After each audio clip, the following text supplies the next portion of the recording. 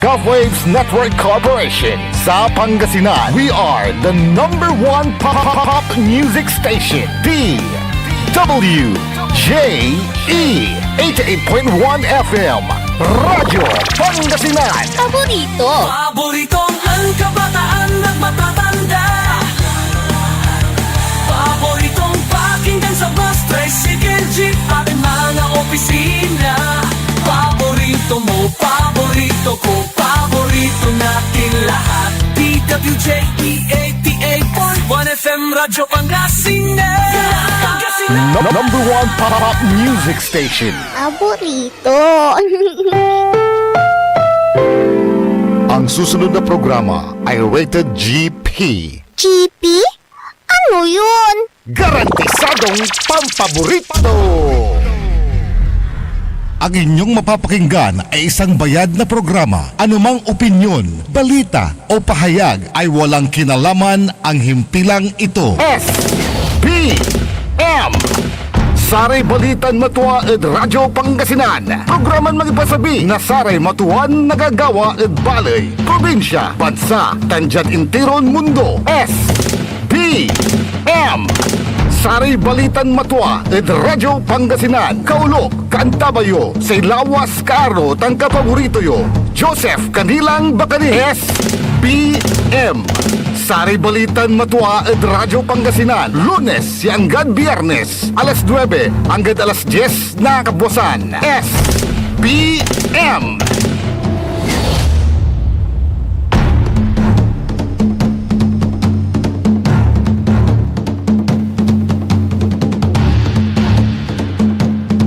Ang puta-putang tan masalimot yaagaw na Huwebes Pangasinan Dagupan. Wadya lalamat so Saray Balitan Matuwa.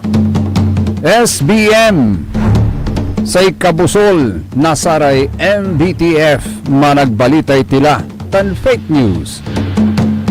Nakaulop ta nakantama yung lalamat sa ilawas yun kaaro sa kapaborito yo JCB Joseph Kanilang Bacani. The technical side, si Mr. E&D, Engineer Nixon Dakal.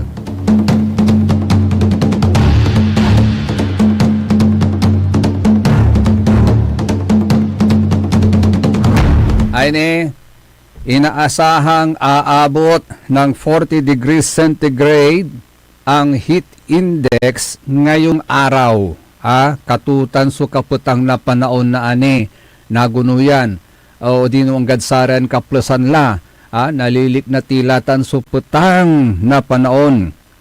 Kanyan lante, say gawon tayon marakap padsayan agaw at ating tanagagik mga kapaborito is to observe extreme caution. Observe extreme caution. Yasay gabay ton ibagatan at ating tanagagik agyulilingwanan. Sumanbit-bit na payong importante tay payong tapyan agtayo na tuk agtayo undakat agauntan at siyempre likodot sa te payong kaukulan timot so oninom na danom tapyan na makaiwas tayo at sa may tatawagan niya dehydration.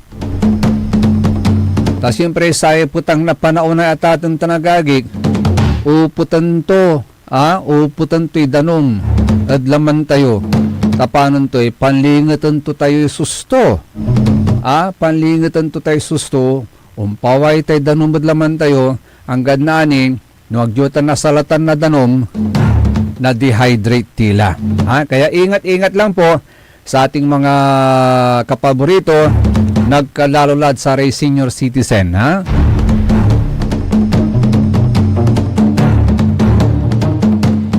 Siyempre, hindi lang yung mga senior citizen, maging yung mga kalanguran, agaw tanatatin tanagagik, ari unurong nga diskwilaan.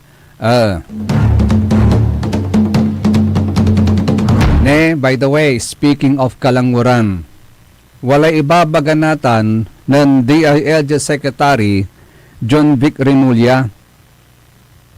Tani arap-arapon na eleksyon, barangay tan SK eleksyon. agyulilingwanan November 2 iman so eleksyon na parad barangay tan SK. Natan walay babagato ng DILG Secretary John Vic Remulla. Yan no sikato kuni panpilian, no sikato'y tuputan, no sikato'y man desisyon, numan bilang at agtulagabay ya ituloy itay sangguni ang kabataan.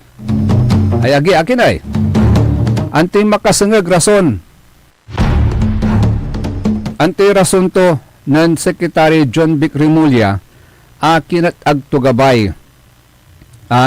Ya ituloy la itanataton tanagagik so satay eleksyon at sangguni ang kabataan.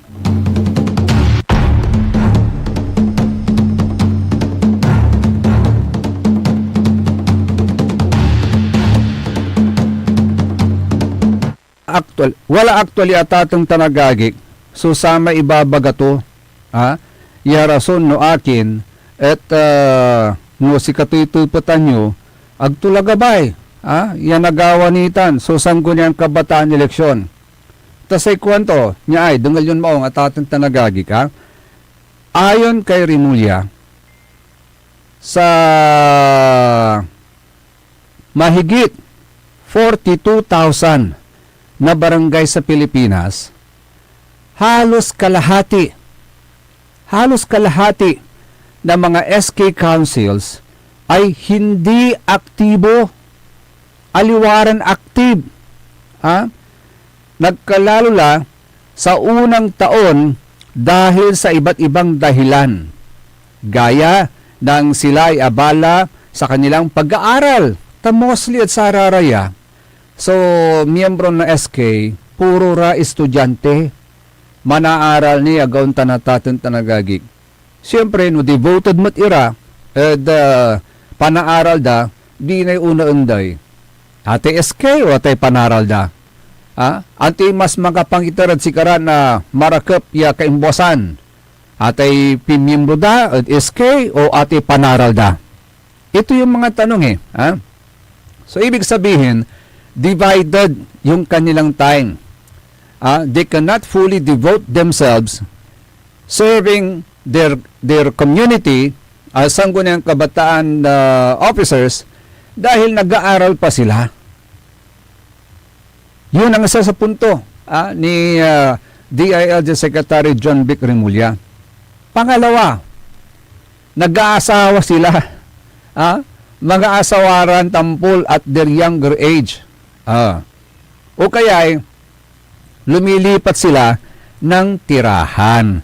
Ta siyempre, no manaaral ira, halimbawa, when they reach college, no iner may gabaydan panaralan, for example, taga Pangasinan, yan tila taga Binmalay. Sa example lang naman, tapos gusto niya mag-aral ng kolehiyo doon sa Metro Manila. So lilipat siya ngayon ng tirahan sa Metro Manila para makapag-aral siya ng tama. Kasi very impossible na everyday magtatravel siya from Pangasinan to Manila para papasok agaw tanatatin tanagagik. You can see the distance. Yung distance lang ng travel time niya, mauubos na sa kanyang pagbabiyahe. Pagdating niya sa school, late na siya. Agaw tanatatin tanagagik. So, ang gagawin niya, lilipat siya ng tirahan from Pangasinan, from Binmalig, going to Metro Manila. Agaw tanatatin tanagagik. So, ito yung mga nakakaisturbo sa kanila para ma-fulfill nila ng tama yung kanilang paninilbihan sa community. Yes, ay kwanto ni ng Secretary John Vic Remulla, makalipas ang 2 taon mula sa halalan, iilan na lamang ang natitirang aktibong miyembro sa bawat konseho at mataas yung tinatawag na attrition rate, lalo na sa mga probinsya. Kung hindi posible ang ganap na pagbuwag naman sa SK, kwanto, pwede itong rebisahin, ulagyan ng bagong estratehiya upang mas mapalakas ang youth empowerment sa bansa. Ang tanong ngayon, bakit kasi meron pa tayong SK? meron pa tayong sangguniang kabataan. Ito kung bakit meron tayong sangguniang kabataan. Ito yung rason at ating tanagagik kung bakit meron tayong sangguniang kabataan. Una sa lahat, ito ay nasa ating saligang batas. Ating saligang batas natin, I am referring to our 1987 Philippine Constitution. Pagbabasahin po ninyo ang Article 2, Section 13 ng 1987 Philippine Constitution, nandun po yung mandato ng Estado. It mandates the state to recognize the vital role of the youth in nation building, promoting their physical, moral, spiritual, intellectual, and social well-being. Okay? Ulitin natin in nation building, promoting their physical, moral, spiritual, intellectual, and social well-being. Kaya, yung nireport sa atin kahapon na nangyaring SK night sa Barangay Basing, na andon in the presence of the barangay officials and the local chief executive ng bayan ng Binmalay, na naganap yung inuman. SK night, pero nagiinuman sila. In their table, may mga alak, may mga inuming makapatarantay akwan nun Kuya Max Mindigwa rin. Agla pagkubkugip tawalalad bilay sa kaya gaon tanatatin tanagagik. So asan yung promotion of their moral and spiritual social well-being? Na tinotolerate mo sila na uminom in your presence, you being the local chief executive, you being the barangay official, tinotolerate mo na uminom sila in your presence. O malinaw sinasabi ng ating 1987 Constitution, that the state recognize the vital role of the youth in nation building, promoting their physical, moral, spiritual, intellectual, moral, spiritual, intellectual, and social well-being. Malinaw po yun. Kaya kapag kami nakita kayo mga ganyan, lalo na sa mga damatans, pagsabihan nyo sila, lalong-lalo na kung mga SK officials po ang mga yan. Ngayon, ano pa sinasabi ng ating 1987 Philippine Constitution under Article 2, Section 13? It requires the state to encourage youth involvement in public affairs and foster patriotism, nationalism, and civic responsibility. Hatan. So gugamtan tutan na tatong tanagagik. Actually, there are other key constitutional and legal provisions under our law. Dito sa Pilipinas. One is yan, nabanggit na natin, Article 2, Section 13 of the 1987 Constitution. Ano pa? Republic Act number 8044. Ito yung Youth in Nation Building Act, which defines youth as 15 to 30 years old, which creates also the National Youth Commission and establishes a framework for youth development.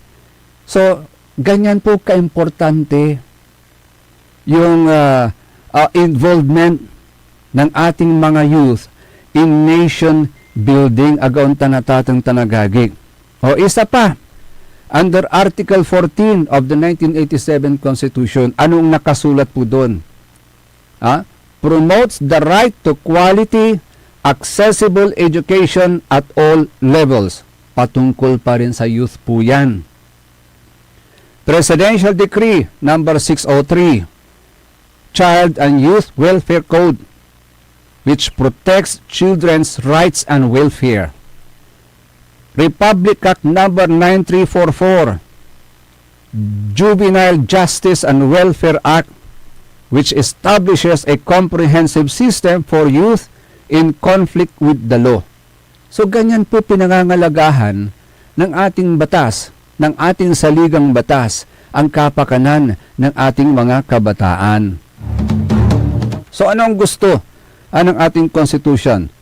Una, empowerment. To encourage the youth to reach their full potential. Pangalawa, protection. To ensure the safety from neglect, abuse, and exploitation. Protection. Kaya dat arapan nyo, si Kiran Damatans, nanunang nangyuran uniinom irati SK, protektaan nyo ra. Do not tolerate yung ginagawa nila. Pagsabihan nyo. Pagsabihan nyo, huwag kayong uminom, especially in public. Kasi dapat kayo ng mga SK officials, kayo mismo, ang dapat maging role model ng ibang youth sa inyong community. Di ba? Involvement. Promoting active participation in civic affairs. Yan. Yan po yung mga provisions sa ating Constitution. Now, bilang dagdag doon sa observation ni DILG Secretary John Vic Remulla, bakit naisip niya natanggalin na lang ang SK? Kung pwede, mag-concentrate na lang sila, man-concentrate lara tatong tanagagig at panaral da, which is much better. Kasi sa school naman, meron din silang physical education. That is a sports program. Integrated yan sa kanilang pag-aaral. That hindi lang sila nakasentro sa pagbabasa ng libro, naglalaro din sila. May parang break time, kumbaga. No? So they also, hindi lang mentally, yung development nila, hindi lang nakasentro mentally, kundi meron din physical activity. Okay. Ngayon, may mga kakulangan. Pagka nai-involve sila kasi sa sangguniang kabataan, kulang na po sila sa oras para sa pag-aaral o personal na buhay. Isa pa na disadvantage ng pagiging involved sa SK, nalalantad po sila sa korupsyon o kaya maling gawain. Siyempre, nakikita nila yung mga matatanda sa kanilang ginagawang korupsyon. Anong asahan mo sa bata? Ang gawain ng mga matatanda, sinusundan ng mga kabataan. Agauntan. So, pag nandyan sila, nakikita nila yung mga barangay council gumagawa ng korupsyon, pati sila, naiinggan yung gagawa rin ng korupsyon. It follows. Agauntan na tatang tanagagik. So, yun. Isa yun sa disadvantage. Nalalantad po sila sa korupsyon o kaya maling gawain. Isa pa, nagiging biktima sila ng patronage politics at vote buying. Imagine SK pa lang, mga kabataan pa lang. Pero pag sa election ng kanilang SK, ang tigagaunda, nagbo-vote buying na rin. You see, yung impluensya ng mga damatans sa kanilang sistema, nakikita nila yung mga damatans, bumibili ng boto. Siguro sa kanila, magandang estratehiya yan, kwandamat. Aliganda natin. And so they resort also to vote buying. Until such time, maging kagawayan na po nila yung vote buying, sa kanilang pagtanda, if they still want to serve as public servant, ganun na rin ang gagawin nila. So, yung process ng vote buying, tuloy-tuloy, instead na makat, na Europe Common Demand at Party na Sara Youth, ang gaputa, si Katina da. So, they are exposed. At saratan ng klasin kagagawa, gauntan. Patronage politics. Dapat sana walang biases, gauntan. Walang kinikilingan, walang pinapanigan. Nagagawa ballot, kapag kayong local chief executive nag-endorse ng isang kanyang kandidato, that is where patronage politics comes in. Agonta na tating tanagagik. Imbis friendly fight lang, Tulad sa eleksyon ng senior citizen. Oh, dyan sa Binmalay. Agaw tanatatan tanagagik. Instead of friendly fight lang among the mga damatans, anong nangyayari? Alaw kay politika, nalalaw kay politika. Agaw tanatatan tanagagik. Why? Kasi may ini-endorsong manok. Huwag sanang ganon. Hayaan natin silang mag-eleksyon ng kanilang mga kandidato kung sino yung personal at gusto nila. Kasi pag nag-intervene, may intervention ang isang political leader, definitely mapupoliticize na rin yung eleksyon ng senior citizen. In the same manner, ganun din sa sangguniang kabataan. Hanggang tanatating tanagagi. These are realities. Realities na nakakasira sa sistema natin. Hanggang na nasasangkot na sila sa corruption, pati sa politika, nasasangkot na rin sila. Agauntan. Mag-i-endorse na rin sila ng kanilang mga kandidato. Ay, aliwala. So, marami pa ring akusasyon ng electoral malpractices. Gaya ng vote buying, patronage politics, na nakakaapekto sa integridad ng mga batang leader. That's one disadvantage. Isa pang disadvantage, kakulangan sa oras, gaya na nabanggit na natin, and time management.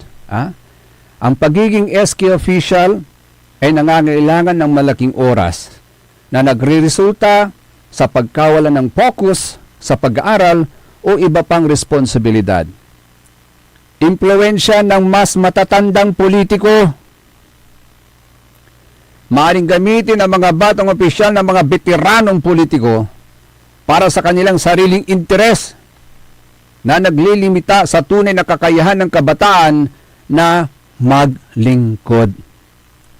Instead na maglingkod sila sa lahat, ang tinagagawa because of impluwensya ng mga matatandang politiko, namimili lang sila ng kanilang paglilingkuran. Gaya ng mga ibang politiko, agauntan, namimili lang sila ng kanilang paglilingkuran. Gaya ng mga ibang local chief executive, namimili lang sila ng kanilang papaboran, paglilingkuran, agauntan. Kasi may kulay politika. Pero no agdalaw ka na kulay politika, nuwatan larang akayrong kay si Huda na sila'y nag-serve o nag-support sa kanila, it doesn't matter. Because what matters most is yung public service. Pero hindi ganun ang nangyayari. Ganun natatang tanagagik. Mga kapaborito. Kaya nalilimitahan yung kanilang tunay na kakayahan na maglingkod sa kapwa nila kabataan dahil sa impluwensya ng mas matatandang politiko, mga damatans na walang pinagkatandahan. Agauntan, pero Los Buenos, Isa pa, kakulangan sa karanasan. Dahil sa murang edad, ang ilang SK officials ay kulang sa karanasan at tamang pamamahala, at pundo. Ninyo pa'y project anti-project sa loob na sa kitaon, basketball, paliga, other than that, agkwanta at sari arum. Maong labat at jad, barangay basing, wala mat sa nababalitan kung likod sa liga, yung presidente ng SK dyan, may mga ibang projects din. Dapat ganun. Noon nangyari ingon, dapat meron kayong leadership training, yung training po ninyo, sa lalong-lalo na yung sa mga out-of-school youth, agontan. So, dahil sa kakulangan sa karanasan, yun ang isa sa disadvantage. Kung bakit hindi nila na-maximize yung role nila as SK official sa kanilang community. Isa pa, mga hamon sa implementasyon. Ang pagpapatupad ng mga proyekto ay maaring maantala dahil sa bureaukrasya o kay kakulangan sa teknikal na kaalaman. Numaminsan kinukontrol ni Kapitan yung pundo agontan.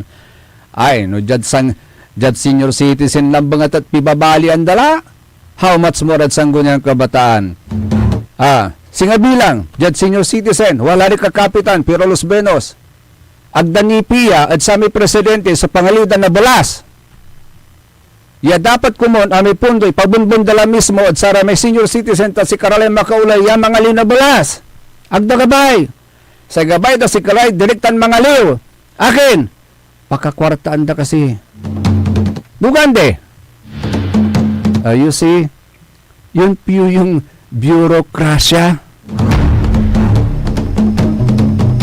Yung isang problema, wala silang technical know-how kung paano nila patakbuhin yung kanilang mga proyekto. Kanya no amili kayo nasa SK official, SK chairman, gapoy know-how to, technical know-how to, at pan na-implement na proyekto, to dasyo.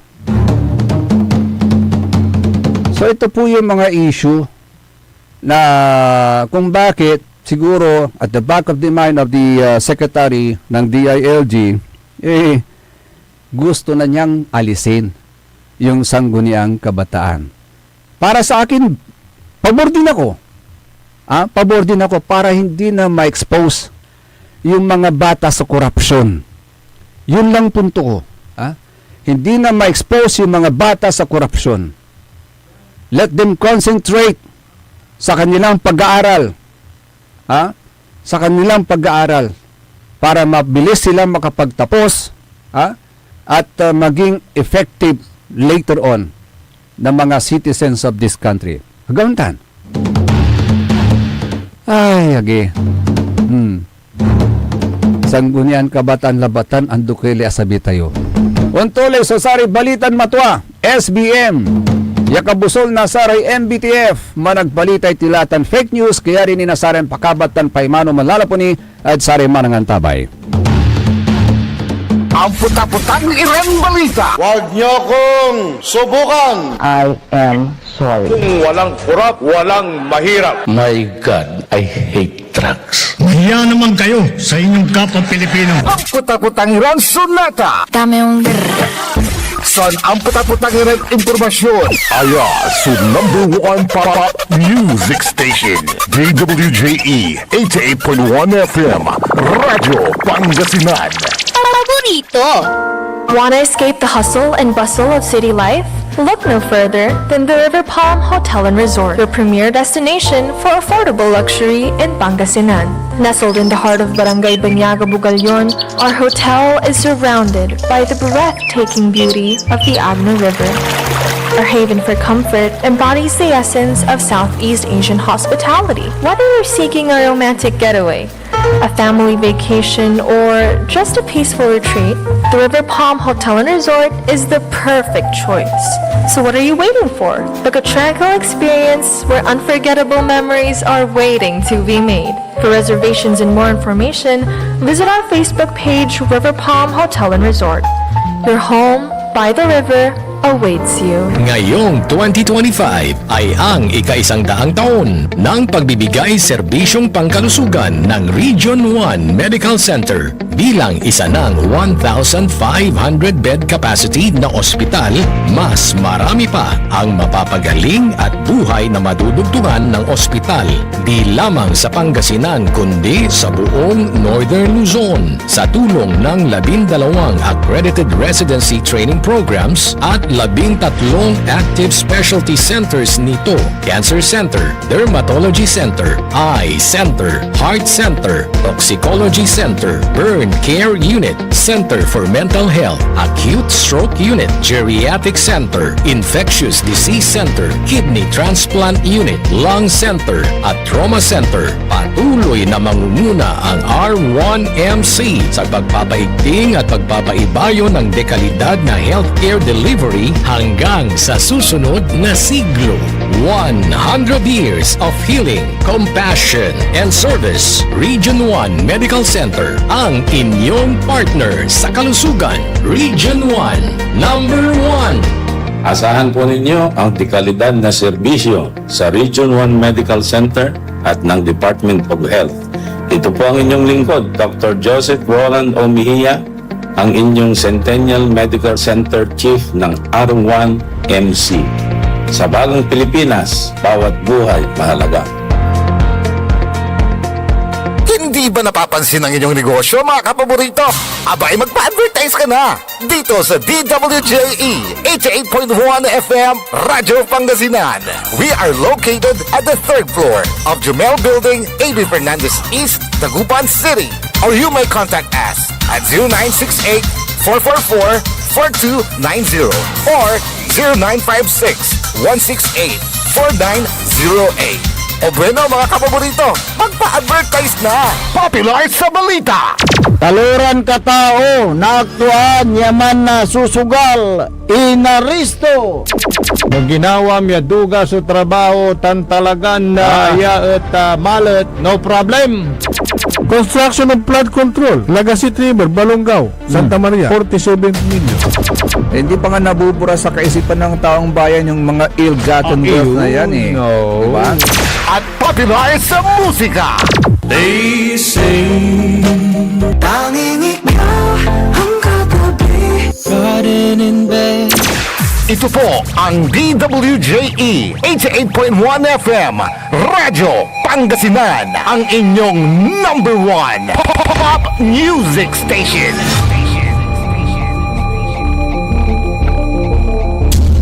Diyan Pangasinan, walay saksa kaya radio station ya iiyag na saray Pangasinense. Diyan Asinggan, Paborito. Malunga, Paborito, Natividad, Paborito. Rosales, Paborito, San Manuel, Paborito. San Nicolas, Paborito. San Quintin, Paborito, Santa Maria, Paborito, Nandiyan tayo, Paborito.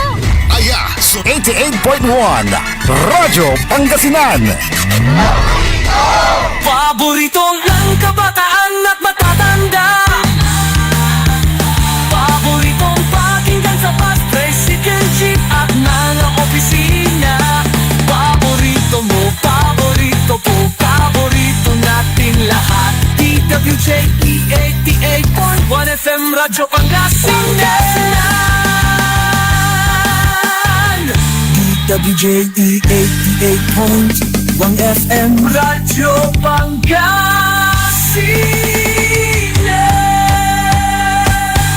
Paborito.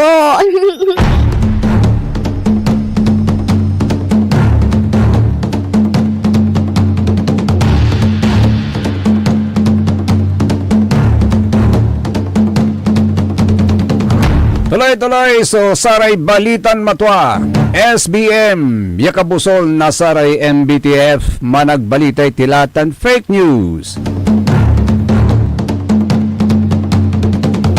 Siyempre, kaulap kantabay ni say lawas yung kaaro, lawas yung kapaborito, Joseph Kanilang Bakani. Hello, good morning kay Sir Maxi Solis. Kay Nanay Bihing, likewise, good morning.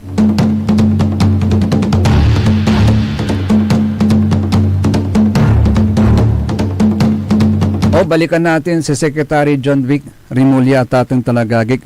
Pero before that, basang ko niya sa reaction na tatang Tanagagik. Sa ikwento ng Sir Richard. Sir Richard, good morning. Ingat sa biyahe at sa pagdadrive. It is really hard to have a leader which is competent. Competent siguro so gabay itong ibaga ng Sir Richard Jai. To have a leader which is competent. May competent imbagam. Napanpian mo, napanmatalkan mo, nailaloan mo. Yun ang isang competent na leader. Kaya sa ikwento, nagkalalulad sa harapan ng eleksyon, be wise. Be wise.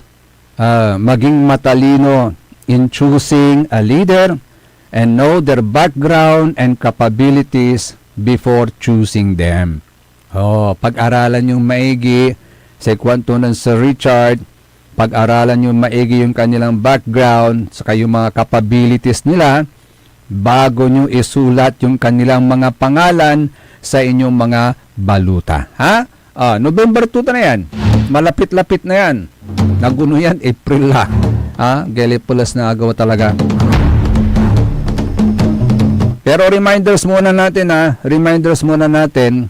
Arap-arapay si Mana Santa Lanti at ating tanagagik, baka nakakalimutan po ninyo. Reminder lang, March 29 is Palm Sunday, March 30 is Holy Monday, April 2 is Monday Thursday, April 3 is Good Friday, April 4 is Black Saturday, and April 5 is Easter Sunday. Huwag niyong kalilimutan yan ha. Mark your calendar. Balikan natin si Secretary John Vic Remulla. Ang sabi ni DILG Secretary John Vic Remulla, naniniwala po siya na si Vice President Sara D ang malakas na kandidato sa 2028 presidential elections. Kayo ho ba naniniwala din? Kasi ang sabi ng ilan, ito kaya ang posibleng dahilan kung kaya't sinabi ng Committee on Justice na sufficient in form and substance, sufficient in form and substance, yung third and fourth impeachment case laban kay Vice President Sara D. Salubin ng taong bayan yan salubin ng taong bayan yan. Kaya nga ang tanong nga ng mga Pilipino, ito bang mga leaders natin? Leader tayo. Do they really act on principle or prejudice? They do really act on principle or prejudice? On truth or theatrics? Are they going to render their judgment through the quiet and enduring verdict of memory and conscience? Or through spin or power plays? Power plays. Sa totoo lang, kwandaray kabaluyan tayo if this chamber, sa itwalabat kwanda, if this chamber truly seeks to uphold moral governance, then it must also summon the same urgency to address unresolved issues that continue to erode public confidence. Ano po yun? Nankaruman sa ikwanto ng former congressman, former Manila Mayor Lito Atienza, bakit si BP Sara lang ang hinahabol nyo? Bakit si BP Sara lang? Yun ang kanyang malaking katanungan. So, where are the investigations into the alleged trillion peso flood control irregularities? Saan yung mga investigations natin doon sa mga sinasabing trillion peso flood control irregularities? Bakit mas nakasentro tayo sa impeachment ng ating pangalawang Pangulo? Maybe because she is a threat sa 2028? So ang tanong ngayon ng taong bayan, who will account? Sinong mananagot for the reports of public funds being distributed in luggage bags? Sikat tong mga luggage bags na to naglalakihan kasi, bulky. Makarga at ating tanagagi kanyang gabagabay dan pankargaan. Kasi akaamot, hindi halata. Ang alam mo, mga luggage lang, siyempre normal ya karga na sarili luggage bags. Di ba mga gamit sa like damit, pabango, toothbrush, toothpaste, agaunta na natin tanagagi. Pero this is different. Kasi yung mga luggage bags na yan, basura. So karga to, basura.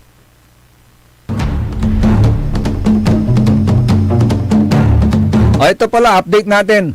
Update natin doon sa 18 ex-Marines. Sasampahan daw sila ni National Security Advisor Eduardo Año ng criminal complaint. Kasama na sina Attorney Baligod at former Congressman Mike Defensor. Ang tanong, kaso ba agad kaso ba agad ang ihaharap natin sa mga ex-Marines? Hindi ba magandang imbestigahan muna kung may katotohanan, may katuturan yung kanilang mga sinumpahang aligasyon? Kasi hindi lang basta allegation. Yan po'y sinumpaang aligasyon. Sa gabeto ni Baga, walay notarial kantutan at atang tanogagik, acknowledgement, agauntan. Na nanumpa sila na yung kanilang mga sinabi doon ay pawang katotohanan at katotohanan lamang, agauntan. So, bakit hindi muna natin alamin ang katotohanan sa likod ng mga aligasyon na yan bago natin sila sampahan ng kaso? Kasi kapag lumabas sa pag-iimbestiga natin yung kanilang mga aligasyon ay puro kasinungalingan, then that's the time na sampahan natin sila ng kaso. Wala pang investigation eh. Sasampahan mo na ng kaso. Why prosecute those who bravely speaks the truth? Diba? Bakit hindi natin i-prosecute yung mga considered na nagnakaw ng trilyon na pera sa kaban ng bayan? Asan ba yung mga yun? Namamayagpag pa rin sila. So ano yun? Normal na lang na sabihin natin na kumita sila ng trilyon sa mga proyekto ng gobyerno? That's it? Tapos na? Kawawa naman si Juan de la Cruz sa gauntan natateng tanagaging. Kaya po hindi natin masisisi yung ibang mga kababayan po natin kung bakit negative.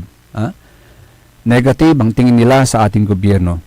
Kasi nagiging double standard ang batas natin, ang pagpapatupad sa batas natin. Bakit nagiging double standard?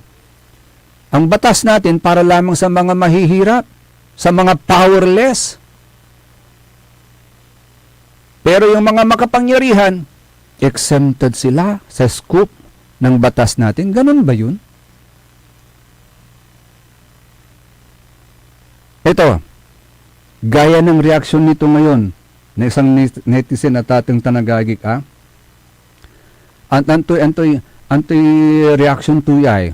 Basang ko sa kayo, may reaction to atatang tanagagik, yay sa kuya netizen ay. At sa tay nanunong nunto aliwa sa kwanto, while I recognize the prerogative of Congress to hear impeachment complaints, I cannot ignore how this process is increasingly being distorted by partisan agenda. Distorted by partisan agenda. What was meant to serve as a constitutional safeguard against abuse of power is now being exploited as a weapon to destroy political opponents. This is not the pursuit of accountability. It is the pursuit of advantage. This is no longer the pursuit of accountability, but it is the pursuit of advantage.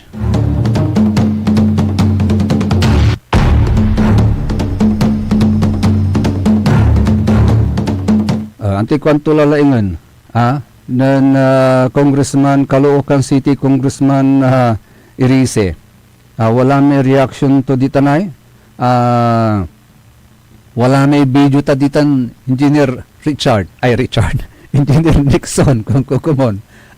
Si Congressman Irise,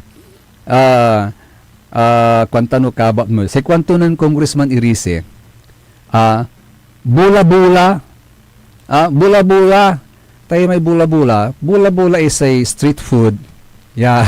Nanunang tayo sa gilig-gilig na dalan, iprito may bula-bula, turok-turokon mo, insa mo isaw-sabad masam-samit ja sauce, sikatong lamay meriendaan mo, agaw tanatadong tanagagik. Pero, no, tungtong ito, walay other meaning to tayo, walay gabay itong ibagatay bula-bula. Ano yung bula-bula? Bula-bula is, niluluko lang tayo, parang ganon. Okay. Sa ikwento ng Caloocan 2nd District Representative Edgar Irice, ta singasaray ay, so nagagawa, sa ikwento, ang sabi ng Pangulo, ang priority niya, magpakulong dahil dito sa flood control. Ang tanong, nagawa niya ba? Hindi. Kwanto? Bula lang. Kwanto? Sinabi ni Presidente, priority niya yung independent commission. Naipasa pa? Hindi. Kwanto? Bula lang. Kwanto? Ha? Oh. Ngayon sabi niya, priority niya anti-political dynasty. Aha. Kwanto? Lalamat. Ha? Oh, bula lahat. Kwanto? Anong Newton na ya? Si Caloocan, 2nd District Congressman Representative Edgar Irice. Natanto agawa. Aliwalan si katoy Senior Deputy Congressman amo. Sinalatan ng Congresswoman Laila de Lima. Tudas to, anto. Ay, agi. Isa pa, yung mga 18 Marines na sasampahan ng kaso, nakakuha sila ng suporta. At ay atatong tanagagig, pigararan retired officers, retired Major General na Philippine Armed Air Force, si retired Major General na Philippine Air Force Romeo Pukis. Ang ipaway na sara may listaan na amin ya retired members na Armed Forces of the Philippines, PNP, Coast Guard, and other armed services, that they are manifesting their support.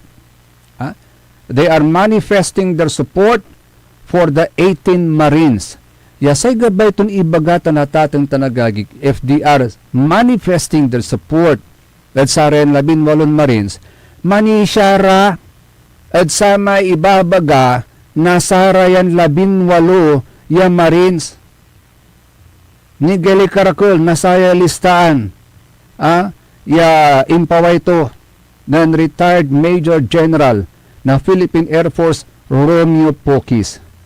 Pigara yan, niya listaan, pigara yan gananay. Dakol ira, ya retired members na EFP, pati PNP, tan Coast Guard, and other members of the armed services, yung susuporta at sa manifesto na sa na 18 yung Marines.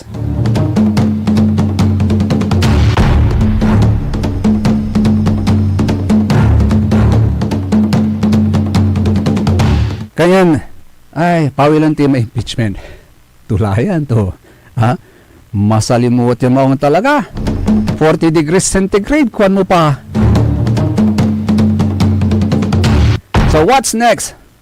What's next sa tatong tanagagig after na nag-decide ang Committee on Justice na sufficient in form and substance yung third and fourth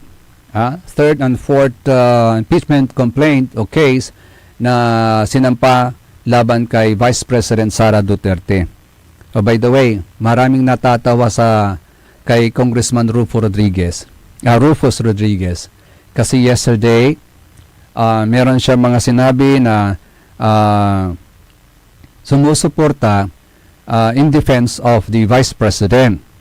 Pero at the end of the day, nung nagkaroon na ng votation, saksakeso imalagay para kinan Vice President Sara. Sipa kanya, saksakeso imalagay at atang tanagagig may biniklating aran ng Cortez, Miss Cortez. Sipatan kanya si Congressman Suntay. Bukor to ko lang kalamor. So in malagay nanindigan. Itong si 4th District Quezon City Representative Bong Suntay. Na naging tampulan naman ng usapan, lalong-lalo na sa mga kababaihan because it's Women's Month. Itong March is a Women's Month at atong tanagagik dahil sa kanyang naging pahayag tungkol sa actress at host na si Ann Cortez. Doon sa pagdinig ng House Committee on Justice. Pero sabi naman niya, paliwanag naman niya, yung statements na binigay, si Kwanto Jai, tatang tanagagi, kung sasabihin ko, I desire kong maging agamulat, ma-imagine ko sarili kong maging agamulat, is that unlawful? Is that immoral? Kwanto? We should not put malice in something which is not malicious, kwanto man. Pero siyempre, iba ang basa ng mga kababaihan dyan. Agaunta na tatang tanagagik. Sa kwanto, it was an analogy based doon sa konstekto ng pagdinig. Okay. It may have been in bad taste for some. I apologize kung mayroon tayong mga sensitivities na tinamaan, but that was not the intention. Kwanto? Ng Quezon City Representative Bong Sontay. Pero si Kwandalante, at least, nanindigan siya. Si Congressman Rodriguez, meron pa siyang mga dramatics rhetorics na naging triatics pa. At the end of the day, sana naibalat sa desisyon tumanaya. Bakit kaya? Ay, maraming nagtataka at nagtatanong dyan. So what's next? After na ma-declare ng Committee on Justice na may substance at tawag nito, mayroong sufficient in substance and form yung third at fourth impeachment complaint. So after that, magkakaroon ng House issuance of notice. House issuance of notice. So ang Committee on Justice will furnish the respondents with a copy of the resolution and or verified complaint. And then, requiring respondent to respond within 10 days from receipt of notice. So after that, ang susunod na mangyayari, magkakaroon na ngayon ng House plenary vote. Okay? Susundan lang natin yung proseso. Kung saan dapat magkaroon ng lahat ng 1/3 of House members must or should approve the impeachment for Senate referral. Kung walang 1/3, hindi po madadala sa Senado yan. Kung marireach po nila yung 1/3, dadalhin ngayon sa Senado. Ano ngayon ang mangyayari pagdating sa Senado? Then, magkakaroon na po ng impeachment trial. Okay? Na kung saan, magdidesisyon po ang Senado, 2/3 of Senate members required to convict an accused facing an impeachment complaint. Okay? So, yun po yung susundan na proseso.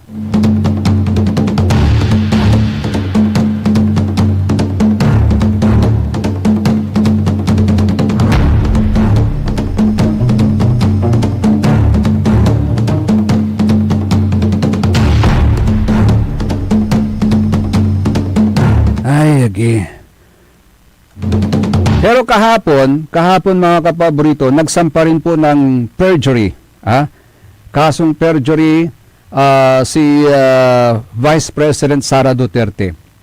Sinampahan po niya ng kasong perjury yung sinasabi niyang may pimawaya witness, ibabagaton si Kato at nansirbi, may bodyguard. Bodyguard ng Vice President Sara Duterte. Si babaganatan na sa Vice President, hindi naman. Hindi ko naman naging bodyguard yan. Agaon tatang tanagagi ka. Si Vice President personally appeared at the opisina na sa City Prosecutor at Taguig. Kaiba to si Attorney Salvador Paulo Panelo Jr. Tapian yan na nasigapdaman sa criminal complaint for perjury kontra adkinan Ramil Madriaga. Ramil Madriaga. So, ano ito? Ano yung criminal complaint na yan for perjury against Ramil Madriaga? Sa ibabaga na saray legal luminaries, this is a legal counter-strike. Because in impeachment proceedings, facts matter, but credibility matters even more. Sa gabay ito ni Baga, questionable natan may credibility na sa may star witness da si Ramil Madriaga. Because if a witness is now being accused of lying under oath, the question immediately shift. Gaunta na tatong tanagagi. Sa question natin, how reliable is the testimony that helped fuel the impeachment narrative? How reliable yung mga pinagsasabi ni Ramil Madriaga? Under Article 183 of the Revised Penal Code, RPC, perjury is not a trivial offense. It strikes at the heart of sworn testimony. A person who knowingly makes false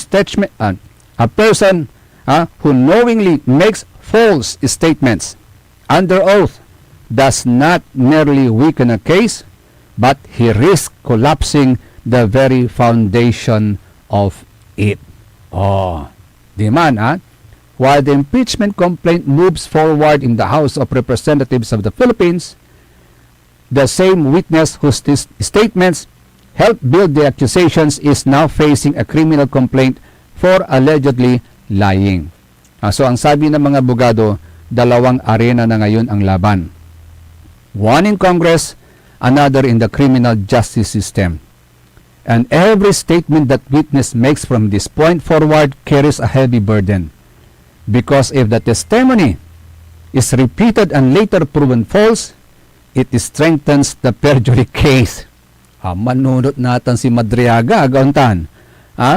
Dapat nunutan ton maong si Bagato. Tanuan de, nataldos di perjury case to. If the testimony changes, it weakens the impeachment narrative. So either way, credibility is now under a microscope. Sikatutan so subject natin na tatong tanagagig. But, Secretary Abogado, let us be clear. This does not automatically stop the impeachment proceedings. Congress is not bound to wait for the outcome of a criminal investigation. Impeachment is political in character, yet politics, like law, depends heavily on trust in the evidence presented. And when a key witness suddenly becomes the subject of a criminal complaint for perjury, the entire conversation inevitably shifts. Because in the court of public perception, Secretary Abogado, and sometimes even the host of Congress, the question becomes unavoidable. So if the witness cannot be trusted, how strong is the accusation built upon that witness?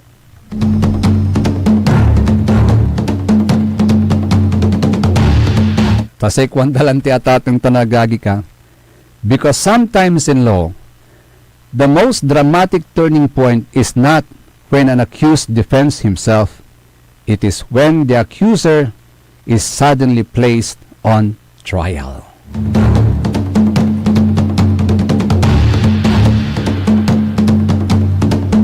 Sigaratan sa saray balitan matwa, SBM say kabusol na saray MBTF managbalitay tilatan fake news. Akaulo pa kantabay lalangula sa lawasin kaaro lawasin kapaborito Joseph Kanilang Bakani. The technical side si Mr. END Engineer Nixon Dakal. See you po ulit bukas mga kapaborito Ang tabayan ang susunod kagad ang number 1 ni kapaborito Joey Baby. Dito lamang sa number 1 Pop News Sick Station ng lalawigan ng Pangasinan. DWJE 88.1 FM Radyo Pangasinan Paborito. Ang inyong napakinggan ay isang bayad na programa. Anumang opinyon, balita o pahayag ay walang kinalaman ang himpilang ito. SPM Saray Balitan Matwa ed Radyo Pangasinan. Programan magipasabi na Saray Matuan nagagawa ed balay. Probinsya, bansa, tandyan intiron mundo. SPM Saray Balitan Matwa ed Radyo Pangasinan. Kaulok, Kantabayo, sa Lawas Karo, tang kapaborito yo. Joseph Kanilang Bakanihes, PM. Saray Balitan Matwa ed Radyo Pangasinan. Lunes hanggang Biyernes, alas 9 hanggang alas 10 na kabuwasan. SPM Tired of the stress and noise of the city? And looking for the perfect getaway? Good thing